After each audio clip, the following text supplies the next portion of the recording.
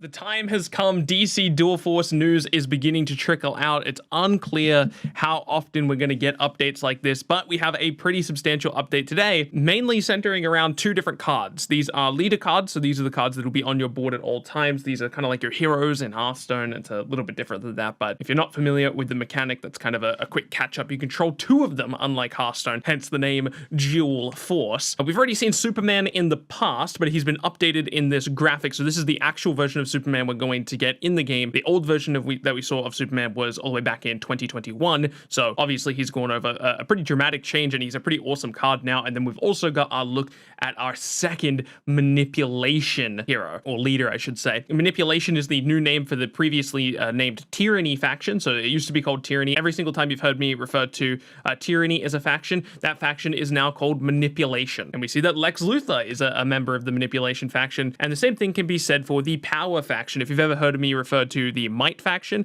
it is now called Power. At least that's what I gather from this graphic. Maybe that's not true. Maybe everything I just said was wrong about factions, but just based on these two graphics saying Power and Manipulation, I'm going to go ahead and guess that these two factions have indeed been renamed. First, let's go over Superman's effect. He has 22 defense, which is about on par of what we've seen of most leaders. 20 seems to be around about the benchmark now that we've seen more and more leaders with this new update to the game. The text on Superman is actually pretty fantastic. Superman is a 3-cost ability, so it's a bit more on the expensive side. Most abilities cost 2, so keep that in mind. Superman gets 7 attack. That's pretty crazy, and also invincible this turn. So he can deal 7 damage just built into his kit. It costs him 3 charge to do it, and he gains invincible for that turn. So whatever he's attacking, he's just going to eat up all of that retaliate damage. He's not going to receive any of that. That's a pretty crazy effect, not only for removal, but aggression as well. 7 damage, that's a good chunk of average leader. Again, we've been referring to average leader as around 20 health. That's only 3 hits from Superman, not including any of the other pieces of damage you get throughout the game. You're going to completely be able to eliminate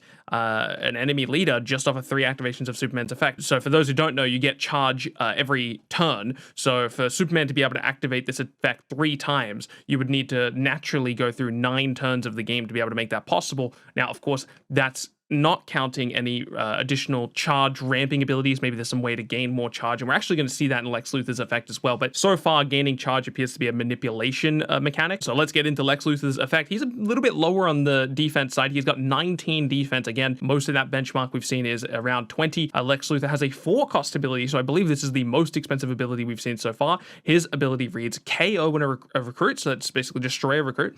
If they were a friendly, draw 2 cards and charge Lex Luthor twice.